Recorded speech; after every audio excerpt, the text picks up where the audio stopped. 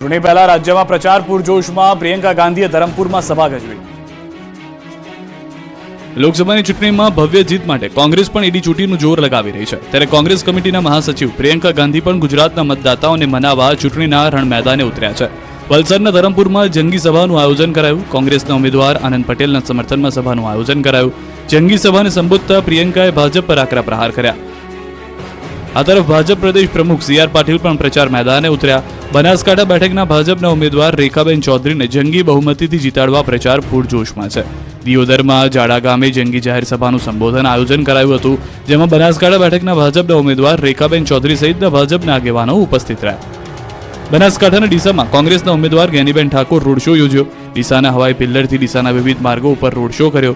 ગેનીબેનના road શોમાં મોટી સંખ્યામાં કોંગી કાર્યકર્તાઓ, લોકો અને કોંગ્રેસના આગેવાનો જોડાયા હતા।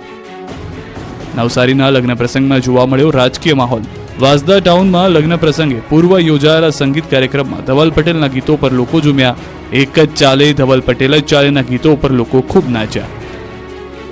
ભૂલ મારી હતી, જે બદલ મેં માફી પણ માંગી, રૂપાલાએ ફરી ક્ષત્રિય સમાજને અપીલ કરી। વિવાદના વંટોળ વચ્ચે પરસોત્તમ રૂપાલાએ ફરી જાહેરમાં માફી માંગી ક્ષત્રિયોને વિનંતી કરી। જાહેર મંચ પરથી રૂપાલાએ ફરી ક્ષત્રિય સમાજને વિનંતી કરતા કહ્યું કે મારી ભૂલ છે, પણ મોદી સાહેબ સામે આક્રોશ શા માટે? જસદણ વિછિયા વિધાનસભાના મધ્યસ્થ કાર્યાલયના ઉદ્ઘાટન કાર્યક્રમમાં પરસોત્તમ રૂપાલાએ જાહેરમાં ફરી એકવાર ક્ષત્રિય સમાજને વિવાદ પૂરો કરવા માટે અપીલ કરી હતી। સમાજની સામે જઈને પણ મેં માફી માંગી અને સમાજની વચ્ચે જઈને અને સમાજે મને એનો પ્રતિસાદ પણ આપ્યો, પણ મોદી સાહેબની સામે શા માટે?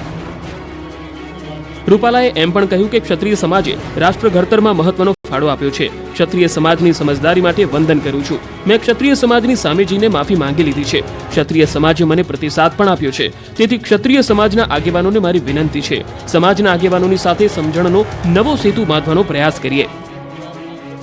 પૂરજોશમાં પ્રચાર થઈ રહ્યો છે। એક ઉમેદવારે ગાડીમાં જ બનાવી દીધું હરતું ફરતું કાર્યાલય। ગુજરાતમાં 7મી મેના રોજ લોકસભાની ચૂંટણી માટે મતદાન યોજાશે।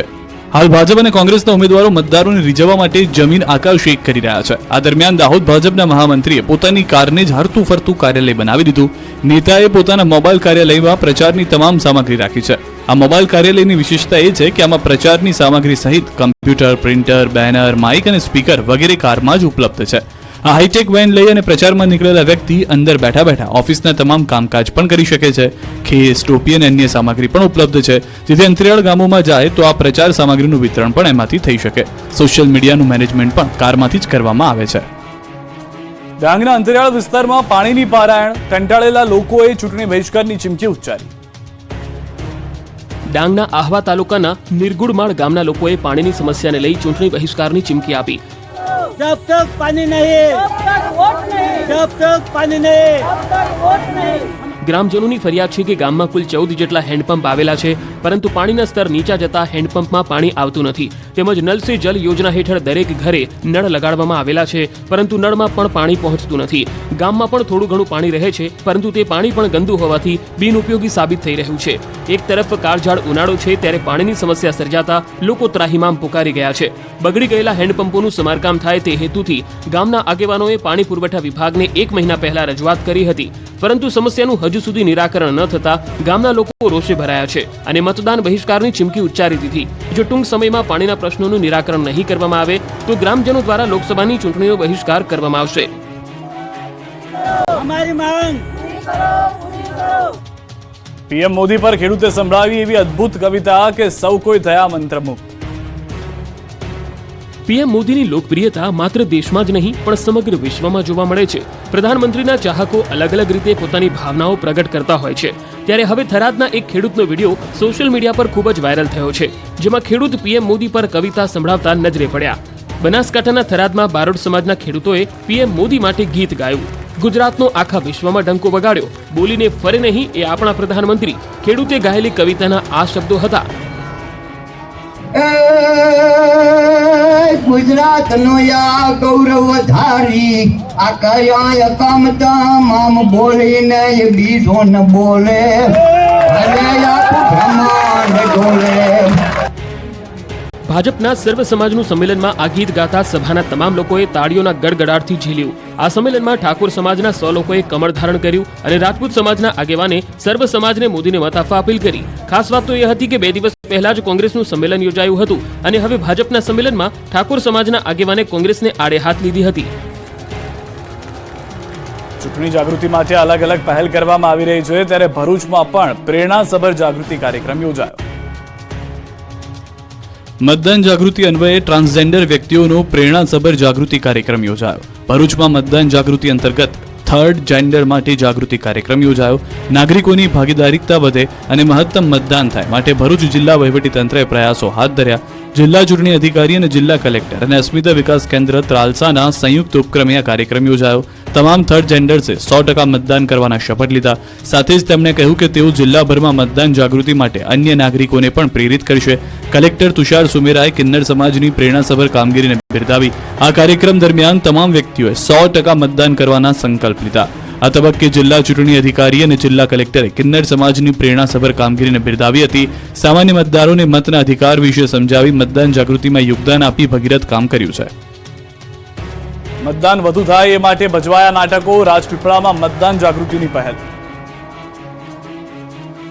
નર્મદા જિલ્લામાં લોકસભા ચૂંટણીમાં વધુમાં વધુ મતદાન થાય તે માટેના તમામ પ્રયત્નો વહીવટીતંત્ર દ્વારા કરવામાં આવી રહ્યા છે.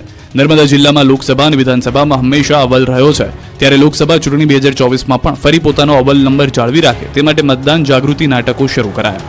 વધુને વધુ મતદાન થાય એ માટે આ વિસ્તારોમાં શેરીએ શેરીએ નાટકો ભજવવામાં આવી રહ્યા છે, જેમાં વધુમાં વધુ મતદાન કરો, મતદાનના દિવસે ફરવા ન જાઓ તેવા સૂત્રો સાથે રાજપીપળાના વિજય ચોક ખાતે મતદાન જાગૃતિનું નાટક યોજવામાં આવ્યું. આ મતદાન જાગૃતિનું નાટક જોવા માટે લોકટોળા ઉમટ્યા હતા. મહત્વનું છે કે ગત વિધાનસભામાં નર્મદા જિલ્લાને મતદાનમાં ગુજરાતમાં બીજો નંબર આવ્યો હતો અને હવે 2024ની લોકસભામાં નર્મદા જિલ્લો મતદાનમાં પ્રથમ આવે એવા પ્રયાસ તંત્ર દ્વારા કરવામાં આવી રહ્યા છે. હાલ તો કહીશું એક વિરામ માટે આપ જોડાયેલા રહો ગુજરાતની number 1 news channel news 18 Gujarati સાથે.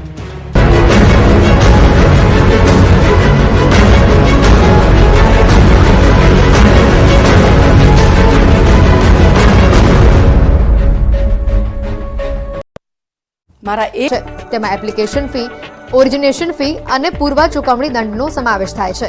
આ ફી ઉમેર્યા પછી તમારી લોનની રકમ પણ વધી શકે છે. તેથી લોન કરાર પર હસ્તાક્ષર કરતા પહેલા તમારે તેને કાળજીપૂર્વક વાંચવું આવશ્યક હોય છે.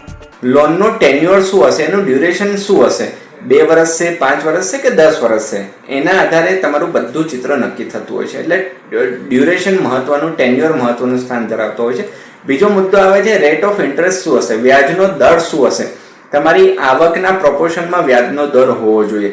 ત્રીજો મુદ્દો એ આવશે કે ટાઈપ ઓફ ઇન્ટરેસ્ટ કેવું હશે, એટલે કે ફિક્સ રેટ ઓફ ઇન્ટરેસ્ટ છે કે ફ્લોટિંગ રેટ ઓફ ઇન્ટરેસ્ટ છે. ફિક્સ રેટ ઓફ ઇન્ટરેસ્ટ હોય એટલે એક સરખું રહેતું હોય અને ફ્લોટિંગ રેટ ઓફ ઇન્ટરેસ્ટ હોય એટલે જ્યારે બેંકની ઇન્ટરેસ્ટની નીતિ બદલાતી હોય તો એ રેટ ઓફ ઇન્ટરેસ્ટ બદલાતો રહેતો હોય, એ તમારા ઈએમઆઈમાં એનું ભારણ આવતું હોય. પ્રી પેમેન્ટની ફેસિલિટી છે કે કેમ, કે લોન માની લો 5 વર્ષની લીધી પણ આપણે પૈસાની સગવડ થઈ ગઈ અને લોન વહેલી ચૂકવી હોય તો પ્રી પેમેન્ટનું કોઈ પેનલ્ટી ક્લોઝ છે કે કેમ એ આપણે ધ્યાનમાં રાખવું પડે. અને સિબિલ સ્કોર એ આપણો અંતર્ગત ઇન્ડિવિજ્યુઅલ મામલો છે કે આપણો સિબિલ સ્કોર જેટલો સારો એટલું રેટ ઓફ ઇન્ટરેસ્ટ ઓછું અને સિબિલ સ્કોર જેટલો ઘસાયેલો એટલું રેટ ઓફ ઇન્ટરેસ્ટ વધારે રહેશે. રાજ્યમાં અગન વર્ષા વરસી રહી છે. હવામાન વિભાગે પણ ભારે ગરમીની આગાહી કરી છે, પરંતુ આ બધા વચ્ચે ખેડૂતોની ચિંતા વધારતા સમાચાર છે. અચાનક વાતાવરણમાં જોવા મળ્યો પલટો. 42 ડિગ્રી ગરમી વચ્ચે કેટલાક વિસ્તારોમાં વરસ્યો વરસાદ. દક્ષિણ મધ્ય ગુજરાત અને સૌરાષ્ટ્રના ઘણા ભાગોમાં કમોસમી વરસાદ થયો. છોટાઉદેપુર, દાહોદના અનાસ, રાચરડા સહિતના વિસ્તારોમાં ધીમી ધારે વરસાદ વરસ્યો. તો આણંદમાં વાતાવરણમાં આવ્યો પલટો. અચાનક જોવા મળ્યું વાદળછાયું વાતાવરણ. તો વાતાવરણમાં ઠંડક ફેલાઈ, હળવો કમોસમી વરસાદ થયો. આણંદના ઉમરેઠ, સારસા પંથકમાં વાતાવરણમાં પલટો જોવા મળ્યો. વીજળીના કડાકા ભડાકા સાથે વરસાદી છાંટા પડ્યા. ઉમરેઠ પંથકના લીંગડા, સુરેલી, સુંદરપુરા, સારસા પંથકમાં વાદળો ઘેરાયા. તો ખેડા પંથકની વાત કરીએ તો જિલ્લાના મહેમદાબાદ, મહુદા અને અન્ય તાલુકામાં વરસાદી માહોલ જોવા મળ્યો. કમોસમી વરસાદને પગલે શાકભાજીમાં નુકસાનની ભીતિ સેવાઈ રહી છે. મહીસાગરની વાત કરીએ તો બાલાસિનોરમાં વાદળછાયું વાતાવરણ જોવા મળ્યું. તો દક્ષિણ ગુજરાતની વાત કરીએ તો સુરત જિલ્લામાં વહેલી સવારથી વાતાવરણમાં પલટો આવ્યો, જેમાં બારડોલી, પલસાણા અને કામરેજ તાલુકામાં વાદળો ઘેરાયા હતા. વાતાવરણમાં પલટાને લઈને ઉનાળુ પાક પકવતા ખેડૂતોમાં ચિંતાનો માહોલ છવાયો છે. જિલ્લાના માંડવી અને ઓલપાડ વિસ્તારમાં છૂટો છવાયો વરસાદ વરસ્યો છે. તો નવસારી, ગણદેવી, બિલીમોરા સહિતના વિસ્તારોમાં કાળા ડિબાંગ વાદળો છવાયા અને કમોસમી વરસાદ થયો. ભર ઉનાળે વરસાદ થતા ખેડૂતોને કેરી અને ચીકુના પાકને નુકસાનની ભીતિ છે, જ્યારે દક્ષિણ ગુજરાતના વલસાડ જિલ્લાના વાતાવરણમાં પલટો જોવા મળ્યો. એક તરફ કેરીની સિઝન નજીક આવી રહી છે, માર્કેટમાં કેરીઓ આવવા લાગી છે, એ જ સમયે વરસાદી માહોલ જોવા મળતા ખેડૂતોની ચિંતા વધી ગઈ છે. આ તરફ ભાવનગરના વાતાવરણમાં અચાનક ફેરફાર આવ્યો. જિલ્લાના મસ્તરામ બાપા મંદિર, ચિત્રા યાર્ડ, આકલોલ જકાતનાકા, નારી ચોકડી, બરતેજ સહિતના વિસ્તારોમાં વરસાદ થયો. શહેરના અંતરિયાળ વિસ્તારોમાં પણ ક્યાંક ક્યાંક ઝરમર વરસાદી ઝાપટા જોવા મળ્યા. કાળઝાળ ગરમીમાં હવામાન વિભાગે વરસાદની આગાહી કરી છે. આગામી 24 કલાકમાં રાજ્યમાં ઉત્તર ગુજરાત, મધ્ય ગુજરાત તેમજ દક્ષિણ ગુજરાતમાં વરસાદની આગાહી કરી છે, તો સૌરાષ્ટ્રમાં કેટલાક વિસ્તારમાં વરસાદ પડવાની વાત કરી છે. ક્યાં કમોસમી વરસાદ પડી શકે તેની વાત કરીએ તો બનાસકાંઠા, મહેસાણા, સાબરકાંઠા, અરવલ્લી, ખેડા, પંચમહાલ, દાહોદ, મહીસાગર, છોટાઉદેપુર, વડોદરા, નર્મદા, સુરત, ડાંગ, તાપી, નવસારી, વલસાડ, દમણ, દાદરા નગર હવેલી તેમજ